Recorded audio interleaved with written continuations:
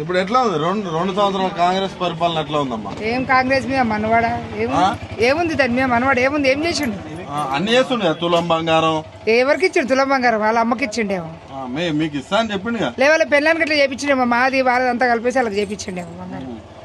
ఇది అదే నా బిడ్డ కోతులం, నా కోతులం, కోడల కోతులం ఇస్తే చేపించుకున్నా. అవునా? 2500 కూడా వస్తాయి మరి మీ ముగ్గురికి? మొత్తం అందరికి 2500 అవే. మేము గోళీలు తెచ్చుకునేది కూడా అవే, మందులు తెచ్చుకునేది అదే. మా ఆయన కాల్ చేయి పడిపోయింది, 3 సంవత్సరాలు అయింది.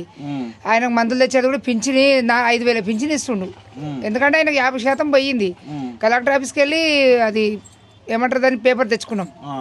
ఇట్లా ఎంబడే తెలిసిన సంతకం పెట్టేసిండు, ఇట్లా బ్యాంకులో అకౌంట్లు వేసేసిండు. ప్రపంచం ఇప్పుడు దేశం మొత్తం రాష్ట్రం మొత్తం ఇస్తలేరు అంటారు. ఓన్లీ మీకొకరికి ఇస్తాను మరి. మాకు స్పెషల్ గా ఇచ్చిండు రేవంత్ రెడ్డి.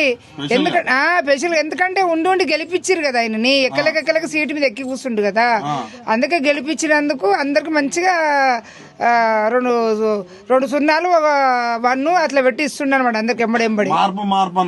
మార్పు ఏ మార్పు మొక్కల మార్పు ఉందా? ఏమైనా మారిందా? ఇదే కాలువ, ఇదే మురికి, ఇదే చెరువు, ఇదే గుట్ట, ఇదే అడవి. ఏమీ అంత ఏం ఆశయం లేదు. తెలుగోడు కాదు, హిందోడు. ఎందుకంటే బతుకమ్మల పండుగ లేదు. బతుకమ్మల పండుగ ఆడతాను కదా, పెళ్ళాం పిల్లలు ఎవరు ఆడలే ఇప్పటి వరకు. బతుకమ్మ పండుగనే ఇల్వలే కూడా తీసేసిండు. ఇంకా ఆయన ఉంటే వచ్చేందుకు రాక ఎవరికి ఇచ్చిండు? అని చుట్టాలకు ఇచ్చిండా? గురుపలకు గుద్దిండు. ఆయనకు ముద్దర వేసి ఇట్లా గురుపల్లకే ఇచ్చిండు. 2 చీరలు ఇస్తామని చెప్పి గురుపలకు ముద్దర వేసిండు. తర్వాత ఏం చేసిండు? అక్కడ చీరలు తయారు కాలేవు, ఆశా వర్కులకు ఇస్తా అన్నాడు. ఆశా వర్కులో కూడా ముద్దర కొట్టిండు. ఇప్పుడు ఏం చేసిండు? ఇంకా తర్వాత ఇస్తా అని చెప్పేసి పెట్టిండు. ఆయన చీరలు కట్టుకొని సంసారం చేస్తారు. ఆయన చీరలు లేకపోతే సంసారం చేయరా?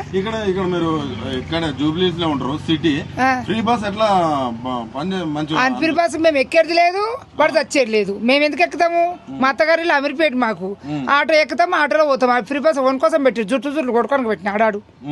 వాళ్ళ నిలబడతానికి జాగలేదు, కూర్చొనికే జాగలేదు. పోయేటో మొత్తుకుంటున్నాడు.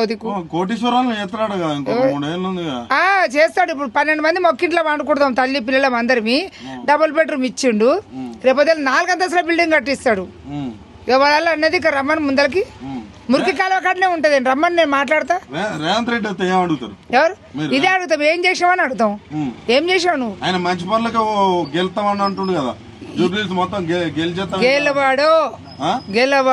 సరే, జూబ్లీహిల్స్ ప్రజలకి ఏం చెప్తారు అంటే, ఇప్పుడు 3 ఏళ్ళు ఉంది అధికారంలో మేము ఉన్నాం, మమ్మల్ని గెలిపి అని అంటారు.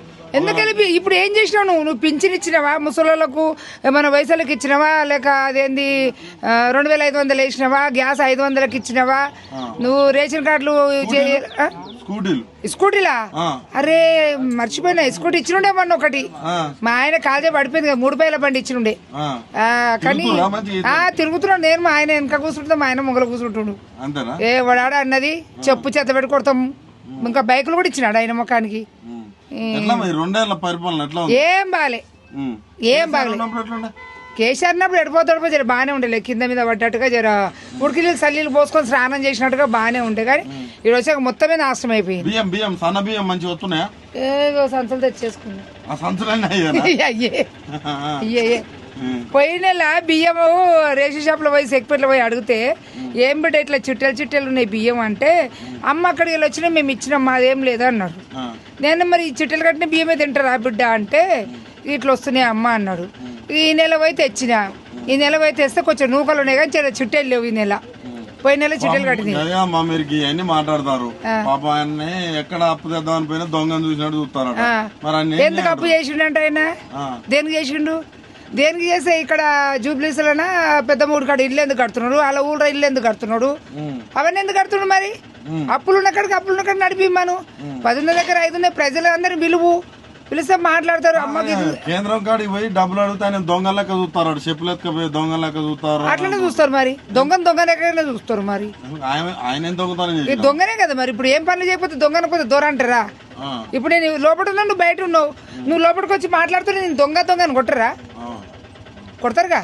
మరి అంతనే మేము వేసేది మాత్రం వాళ్ళకే వేస్తాం. ఎవరికి వేస్తారు? మాగంటి గోపినాథ్కే ఇస్తాం. వాళ్ళ వైఫ్ సునీత ఆమెకే ఇస్తాం అంతే. ఎవరికేమో నవీన్ యాదవ్ పరిస్థితి ఏందిరా? ఇక ఆయనకి ఇష్టం ఆయనకి ఇస్తారు. ఆ. ఓ 10 మంది ఈయనకేస్తారు, 10 మంది మొత్తం ఆయనకి నేను అందుబాటులో ఉంటానా అంటుండు కదా ఎవరు నవీన్ యాదవ్. ముందు వచ్చి మాకు ఎవరైతే పని చేస్తారో వాళ్ళే ముఖ్యమైనది మాకు. ఓకే.